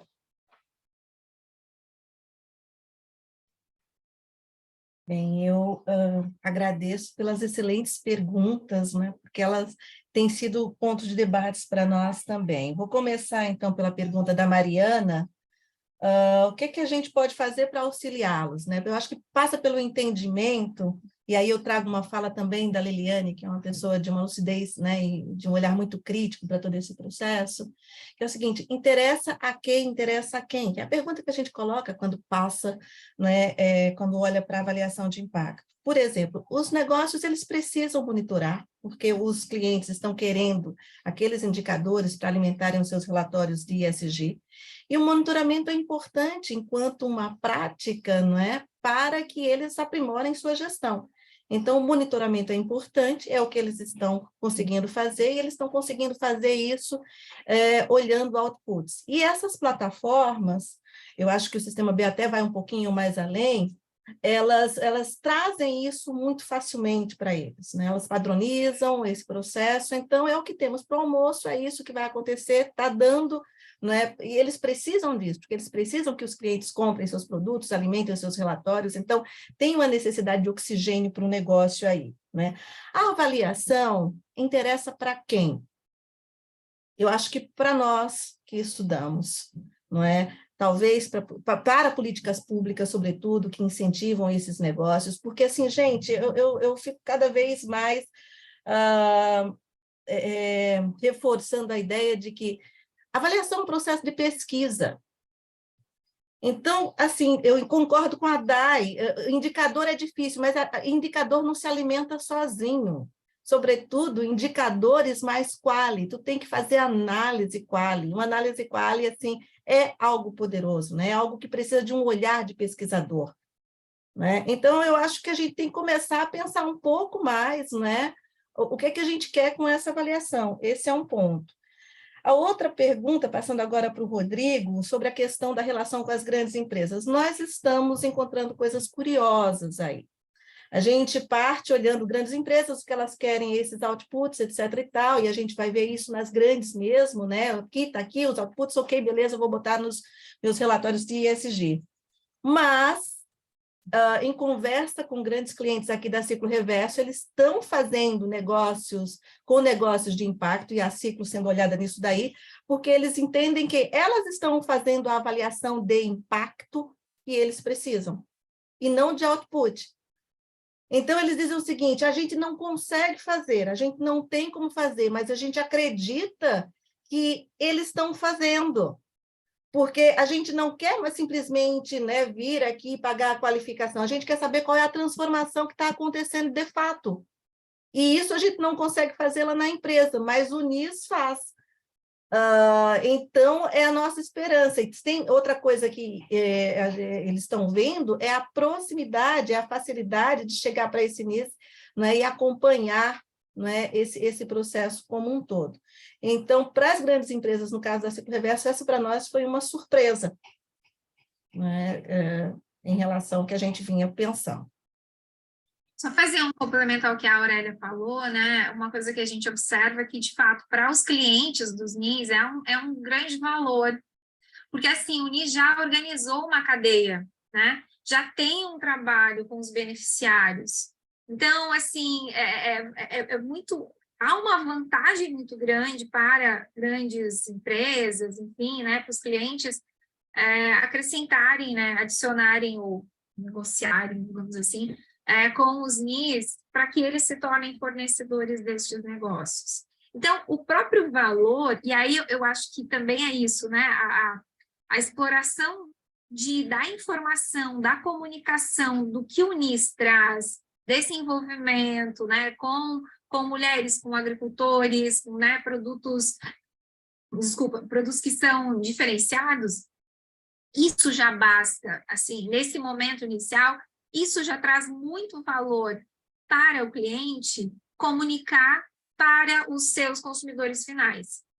Então, isso também, a não exigência tão grande, né, tão precisa da mensuração, porque já há um grande valor intrínseco só de trazer o NIS como fornecedor. Bacana. Vamos abrir para outros comentários aqui, principalmente o Milton, que também está envolvido nesse tema, né, Milton, ainda que esteja trabalhando num caso que traz um outro olhar, mas, enfim, vou deixar agora o microfone aberto para quem quiser trazer os seus comentários. Por favor, Milton. Pessoal, bom dia. Parabenizar a Aurélia, a Daiane e a Catiane. A gente está trabalhando juntos, né? Na verdade, a gente faz parte da mesma equipe, só que a gente divide um projeto de avaliação em dois, né? Eu fiquei no projeto mais voltado para avaliar impacto em portfólios de investimento de NIS. Em breve, a gente vai apresentar também o andamento da pesquisa e como é que estão os primeiros resultados. Eu queria fazer duas observações assim, relacionadas, até porque eu acompanho o trabalho da equipe, né? Uma primeira é que o recorte da pesquisa, que foi feito exatamente para negócios de impacto, né, NIS, que tem um impacto na cadeia de suprimentos, né, nos fornecedores. Não necessariamente esse impacto vai ser... o valor desse impacto vai ser distribuído no cliente. O cliente, ele vai comprar o chocolate, ele vai comprar lá o material que a Ciclo Reverso, ele vai comprar o hortifruti lá da Muda Meu Mundo, mas o impacto em si, o valor gerado pelo impacto, ele está mais na cadeia. Então, esse é um tipo específico de negócio de impacto. A gente tem que começar diferenciando isso, né? A gente tem uma série de negócios de impacto que o valor do impacto impacta o cliente. Mas se você for para vários casos que a gente tem aqui, corriqueiros no ICE, né, da For You Too, que o impacto é diretamente no cliente e não na cadeia. Então, essa é uma primeira distinção. E aí, vale a pena pensar no modelo de avaliação de impacto específico para esse tipo de NIS, porque isso não é discutido. Quando a gente discute de forma geral a avaliação de impacto, a gente não está direcionando, né, para quem é o impacto, e a forma de avaliar vai ser diferente para se o impacto é, como diria meu professor antigo de estratégia, a jusante ou a montante. Né? Se o impacto é no cliente, é um jeito de avaliar. Se o impacto é no fornecedor, é uma outra forma de avaliar. E tem uma outra questão aí que é interessante, que é o seguinte, é muito mais difícil você controlar, eu nem sei se controlar é a palavra mais adequada, né? Mas controlar o impacto no cliente do que controlar o impacto no fornecedor. Porque, de certa forma, o fornecedor, você tem um pouco mais de controle, ele te vende um produto, você tem um contrato com ele, né? Você pode incluir no contrato que ele te passa informações, você não consegue fazer isso com o cliente. Então, isso é um aspecto que afeta diretamente na facilidade ou dificuldade de avaliar impacto. Então, eu penso que a gente pode começar a estruturar aí algo relacionado a um modelo que difere muito, né, entre avaliar impacto quando o impactado, o beneficiário é o cliente, e avaliar impacto quando o beneficiário impactado é um fornecedor, porque clientes e fornecedores têm características muito diferentes, né, do ponto de vista comercial, do ponto de vista da relação entre a empresa focal e quem está sendo impactado. Né? Muitas vezes quem está sendo impactado é uma mesma pessoa. Então, não estou falando do perfil do impactado, estou falando da relação em que a empresa focal tem com esse impactado. Então, eu sugeriria incluir um pouco dessa visão, né, porque isso faz parte do recorte da pesquisa que foi escolhida. E não se fala sobre isso, né? Então, acho que tem uma grande contribuição em abrir um pouco essa discussão. E uma outra coisa que eu queria comentar era o seguinte, foi falado nos 3 casos dessa questão ou mais claramente ou menos claramente do mission drift, né? E aí tem o papel do investidor, a Daiane já comentou, inclusive, explicitamente sobre isso, quando o investidor entra, o impacto ao mission drift, tem literatura sobre isso. No entanto, tem uma outra questão importante, que é o perfil, né? Por que eu estou comentando isso? Porque eu estou estudando no nosso grupo o caso da Vox, e existem perfis e perfis de investidores. Então, tem o perfil do investidor que ele está investindo em impacto por um motivo X e que se o negócio de impacto mudar, né, sofrer com mission drift, ele não vai estar se importando muito, mas tem um investidor que vai se importar bastante.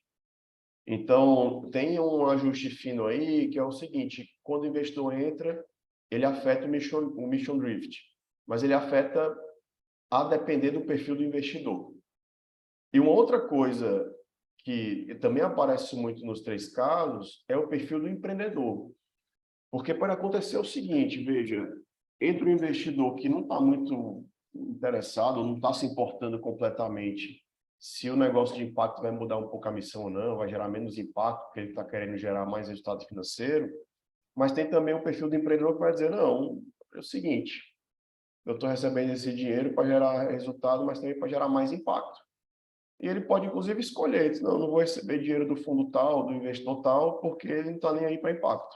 Só vai receber dinheiro de quem está ligando para impacto.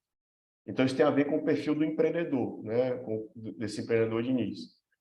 Então, se a gente pensar numa matriz aí que coloca não só nessa visão de que quando o investidor entra, ele gera um mission drift, mas se a gente colocar isso de forma um pouco mais complexa, que é o perfil do investidor, que pode mudar para um lado ou para o outro, ou pode não mudar, mas também o perfil do empreendedor, que pode se impor e dizer, olha, infelizmente, eu não vou mudar minha missão para gerar mais resultado financeiro. Eu só vou gerar mais resultado financeiro se eu também gerar mais impacto.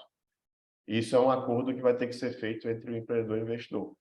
Porque também tem o empreendedor suscetível, que vai dizer, olha, o meu investidor está me pressionando, eu não tenho muito o que fazer, eu vou ter que gerar mais resultado financeiro. Então, ele se entrega nessa negociação. E a gente conhece, inclusive, vários empreendedores que não se entregariam nessa negociação.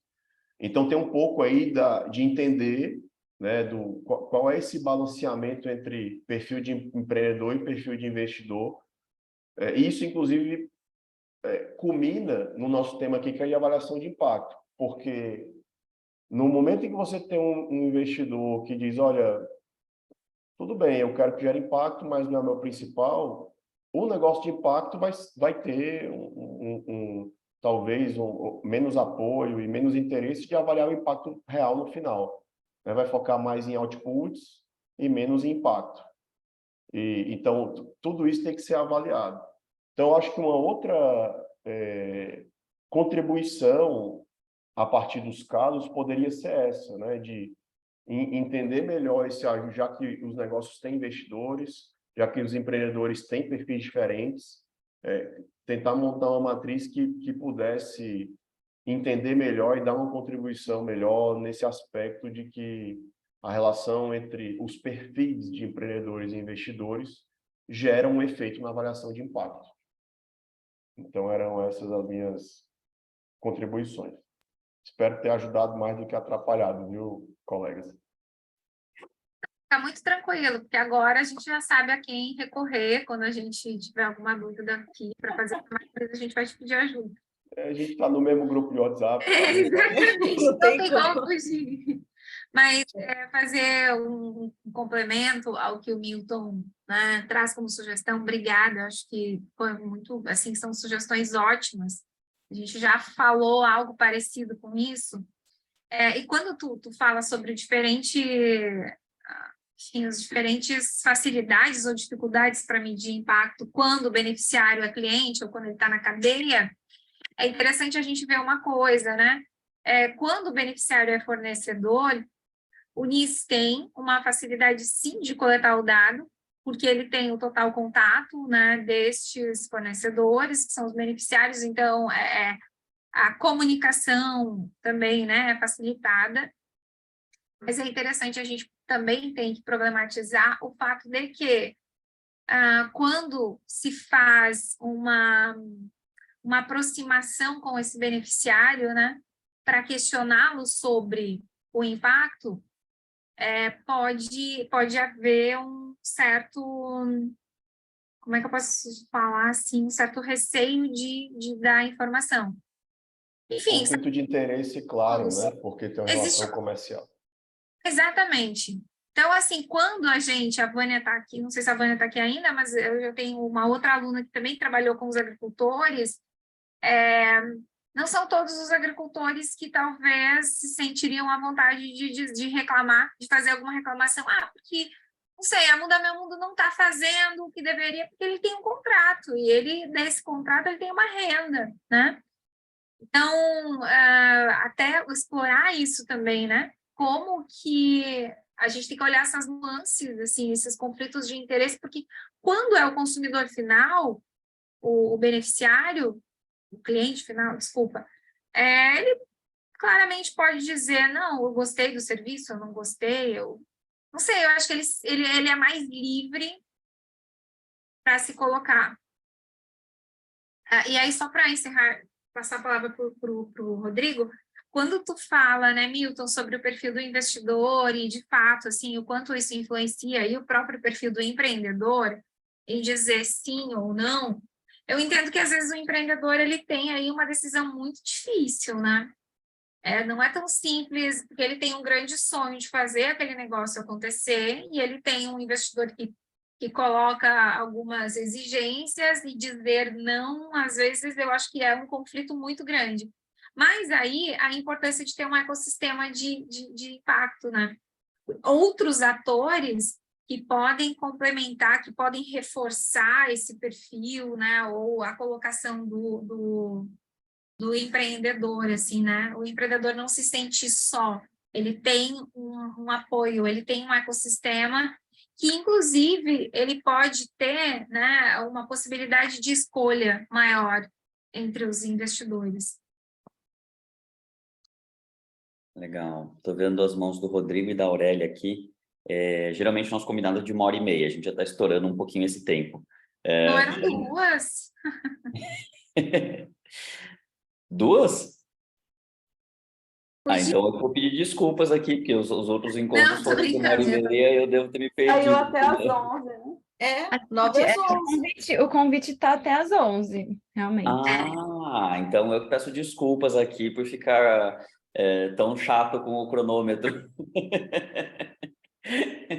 Então a gente tem mais um tempinho ainda, vamos ouvir, fazer mais uma rodada aí com o Rodrigo, Aurélia, quem mais quiser trazer seus comentários. Desculpa. Na verdade, eu gostaria só de complementar, né?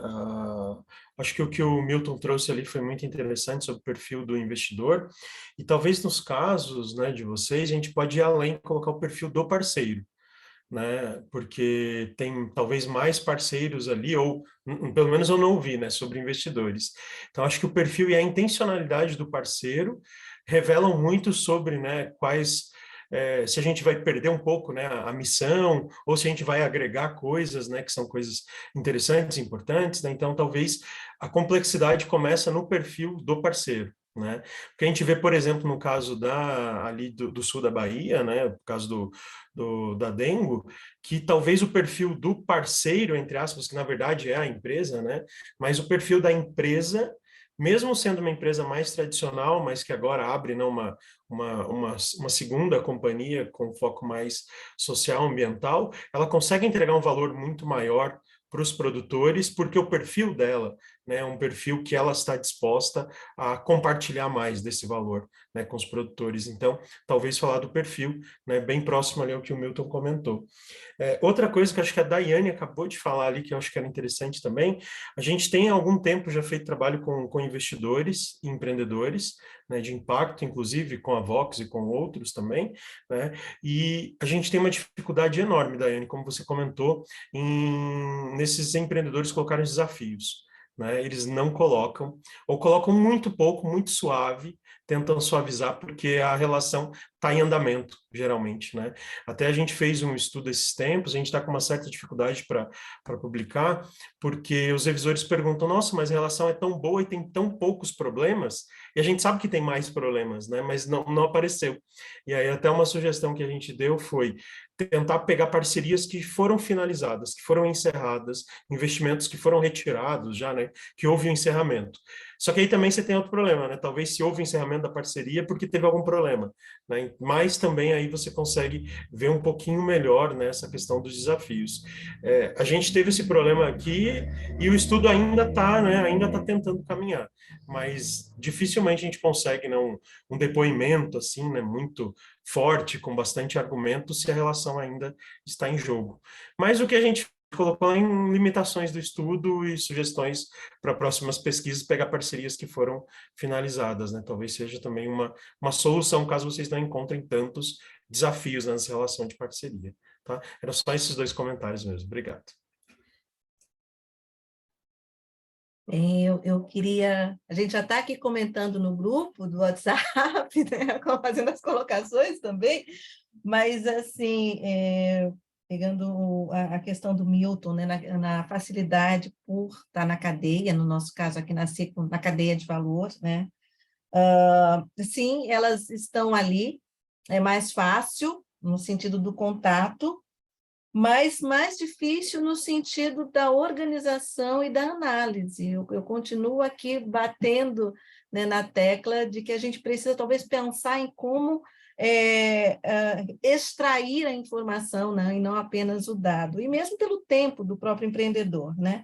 Nesse trabalho com a Ciclo Reverso, eu acabo descobrindo uma outra pessoa, que é um outro ator da rede, que é um assistente social da prefeitura, que acompanha um dos grupos de mulheres, que ela tem um portfólio, ela tem um registro, né, dessa trajetória, está ali, eu descubro isso no meio da pesquisa, mas é só o registro. Então, assim, né, precisa de um trabalho a mais que não comporta, não está ali. Então, tem essas dificuldades. E quanto à questão delas se sentirem, né, um pouco receosas, no caso da Ciclo, elas estão no processo produtivo. A Ciclo trabalha a questão da autonomia dessas mulheres muito fortemente. Então, se tem uma coisa que elas não têm receio, é falar quando a coisa não está bem. Não é? É muito, muito claro, assim, né, com aquelas que eu conversei. E o ambiente possibilita isso, né? O ambiente favorece. Quanto à questão da matriz, super concordo com o Rodrigo, né? Talvez a gente precise até olhar um pouco mais o perfil do cliente, o que esse cliente quer, e a inserção dele, talvez, de repente, uma variável que aparece, a inserção dele no local em que está o negócio de impacto, talvez fosse uma variável interessante, não é? Para a gente observar nessa matriz aí tão interessante que o Milton sugeriu.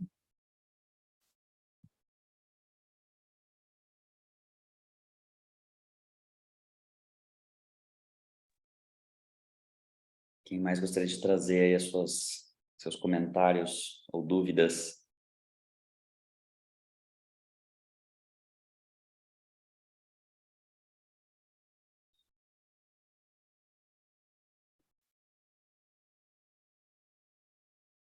A gente estava conversando aqui que é incrível, né? Quando a gente... É muito interessante fazer essas análises cross-cases, né? Porque traz uma perspectiva muito mais ampla, né? Olhar um caso é interessante, é ver, mas quando você consegue ver similaridades, né? De como que um negócio se estrutura, se organiza, como que ele se relaciona com seus beneficiários, aí você vê outro, aí você vê, olha, isso aqui é parecido, isso aqui não é. Eu acho que até para você olhar e depois até dar um retorno para esses NIS e dizer, olha, a gente estudou um comparativo de outros casos, né? Eles fazem assim, fazem assado. Eu acho que é interessante, assim, né? A gente consegue resgatar e consegue desenvolver contribuições tanto no campo da academia, mas também contribuições práticas, né? De retorno futuramente para estes negócios, assim. Então, a riqueza dessas jornadas de pesquisa, né, da gente sentar, conversar, né, desenvolver essa rede acadêmica, ela é muito rica. E esse debate que a gente faz, essa apresentação, isso tudo é muito válido. Eu sempre digo que no campo dos negócios de impacto, eu me sinto assim que eu estou me desenvolvendo academicamente, mas também com uma possibilidade de trazer resultados práticos, né? Eu e a Aurélia, a gente ao longo das discussões com as entrevistas, né, falando dos casos, a gente falava muito sobre isso, assim. Então, é um campo de estudo muito bacana, mas também com essa proximidade muito grande com o empreendedor, né, com a cadeia, é muito rico.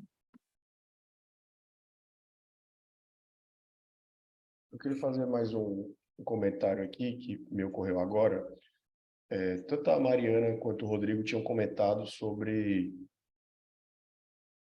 a dificuldade. A Mariana até perguntou, né, o que é que falta para os NIS avaliarem impacto e tal. E o Rodrigo também comentou isso.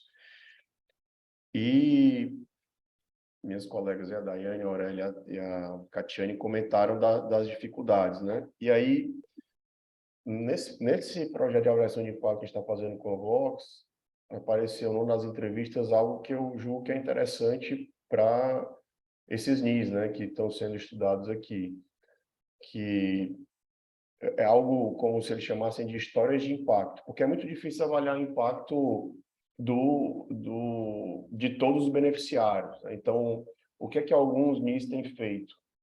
Eu acho que isso é uma contribuição que a gente pode dar enquanto academia para um NIS, né, que é identificar um ou outro, no caso de vocês, um fornecedor, né, uma ou outra história de vida que foi realmente impactada por conta da operação desse NIS e contar a história daquela pessoa especificamente, porque aí você exemplifica bem o impacto que é gerado pelo NIS, né? Então, eu não vou recordar agora exatamente qual mas é um dos negócios que foi investido pela Vox, tem feito exatamente isso, né? Como é difícil, como é custoso avaliar o impacto do beneficiário de forma geral, daquele grupo de beneficiados. Então, vamos fazer o seguinte, vamos identificar alguns e vamos começar a contar a história de de dois, de três, de forma um pouco mais aprofundada, o que é que aconteceu, que impacto foi gerado na vida daquela pessoa a partir desse início, desse negócio de impacto. E aí você consegue exemplificar o impacto que é gerado, sem ter todo o custo, toda a dificuldade, todo o método que é necessário para avaliar o impacto de um grupo maior de beneficiários, né? Eu diria que uma coisa não substitui a outra, mas é uma ferramenta diferente, um método diferente que pode, de alguma forma, ajudar a mostrar o impacto que é gerado pelos NIS. Então, também como talvez contribuição da academia, porque a gente já viu a prática fazendo. Agora a gente diz, olha, outros negócios de impacto podem fazer a mesma coisa, né? Milton, uma pergunta. Como é que os investidores veem isso? Assim, né, tu tá acompanhando pelo lado do investidor. Essas histórias de impacto, assim, esses são dados relevantes? Porque eu fico pensando, né, eu não sei o investidor, mas assim, para o cliente, lembrando da Muda Meu Mundo, né, e pensando também mais na Ciclo, né, que são B2B, e lembrando da conversa com a gestora da Muda, assim, se ela consegue entregar essa história de impacto, isso entra diretamente para o negócio trabalhar o marketing dele, dizer, olha, a gente está com o NIS aqui, veja bem o impacto que a gente gera na nossa cadeia, né? Mas para o investidor... Isso é spoiler, né, da nossa pesquisa para a próxima, mas dando spoiler, isso foi algo pensado em conjunto pela equipe da Vox com o NIS, né? Exatamente para tentar sobrepujar a dificuldade que é avaliar impacto. Então, imagina uma quantidade X de beneficiários. A Aurélia, até a gente estava conversando outro dia, né, Aurélia, do método de DIF em DIF, que você projeta um cenário, vê o projeto que aconteceria se não tivesse um negócio de impacto, avalia o que realmente aconteceu, faz a diferença entre os dois cenários e diz, olha, o impacto foi tanto. É custoso, né? Você precisa de pessoas altamente qualificadas, que entendem de estatística, que entendem de avaliação, para fazer esse tipo de coisa. Então, os NIS geralmente não têm. Então, como é que o investidor, por exemplo, pelo menos no caso que eu estou estudando agora da Vox, vê com bons olhos, porque é uma forma de tornar real, né? Fazer com que as pessoas entendam e vejam que existe realmente impacto, sem adotar um método muito complexo, robusto, e que o método complexo, robusto, ele é ótimo, porque ele vai te dar uma visão mais geral, né? Mas nem sempre ele é possível de ser executado. Então, você vai para um método mais simples, conta uma história, inclusive a história é algo que cativa, né? As pessoas entendem, a gente vê a propaganda já usa isso há muito tempo. Então, usar um pouco da questão do storytelling, da questão da propaganda, para também mostrar que o impacto é gerado num beneficiário específico. Então, no caso que eu estou vendo, é visto com bons olhos, inclusive é feito meio que em parceria, né? Não posso dizer que isso é o padrão de todos os investidores, mas pelo menos eu tenho visto isso lá no caso que a gente está estudando.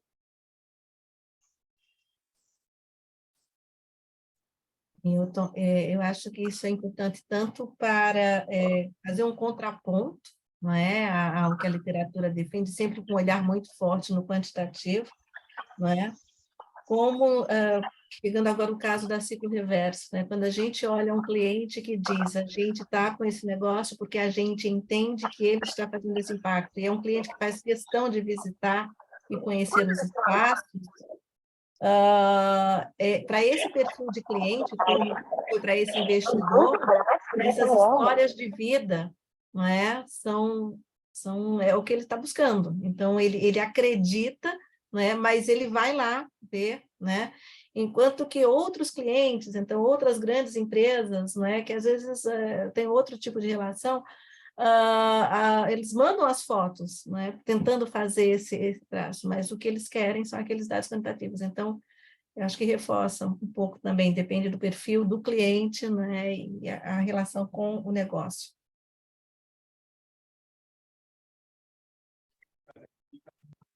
Pessoal, vou pedir de volta a palavra aqui para a gente começar o nosso fechamento.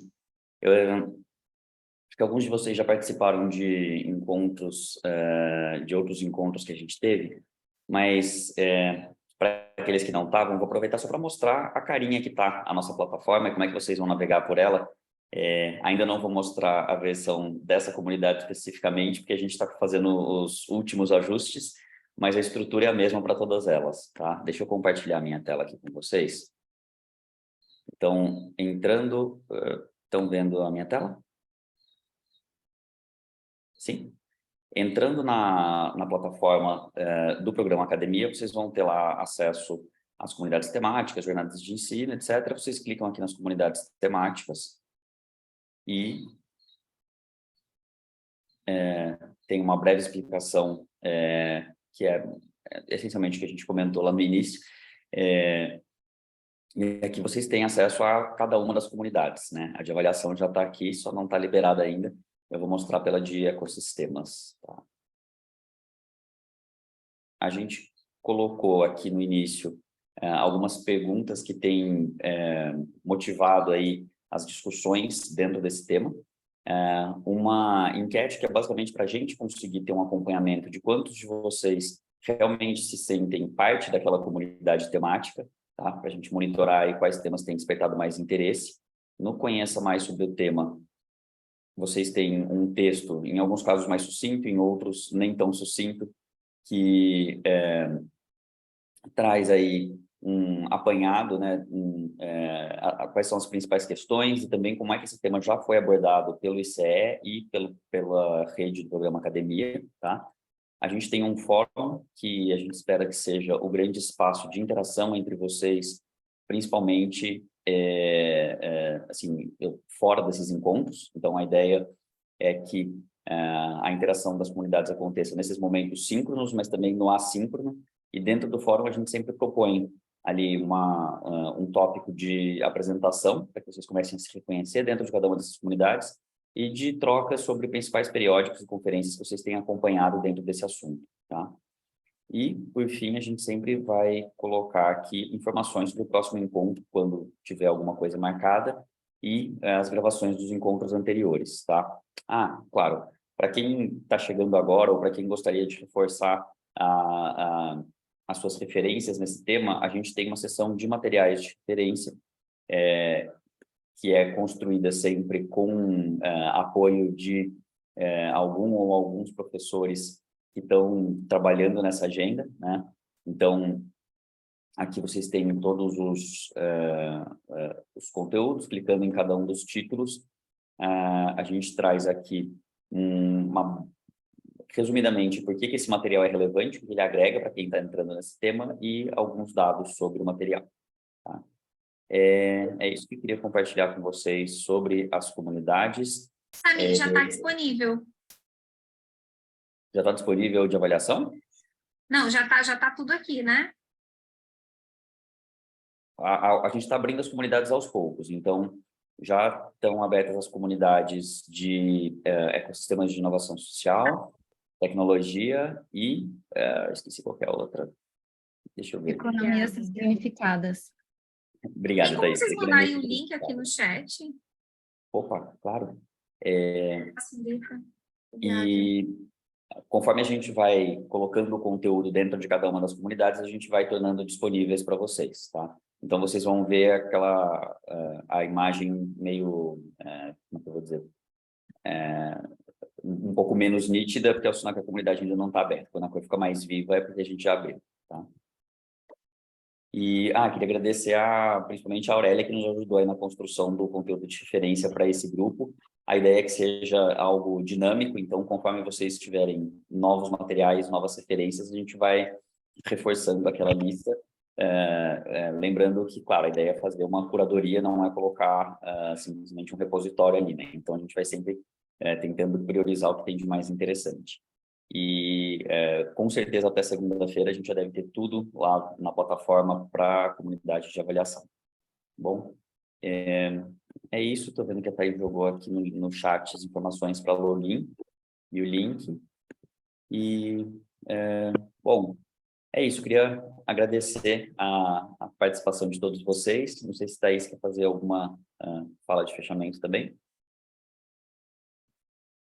Não, gente, parabéns pelo trabalho, muitas ideias aqui, muito conhecimento, e eu acho que muitos assuntos para a gente empurrando a barra aí das nossas cruzadas dentro do mundo de negócios e investimentos de impacto.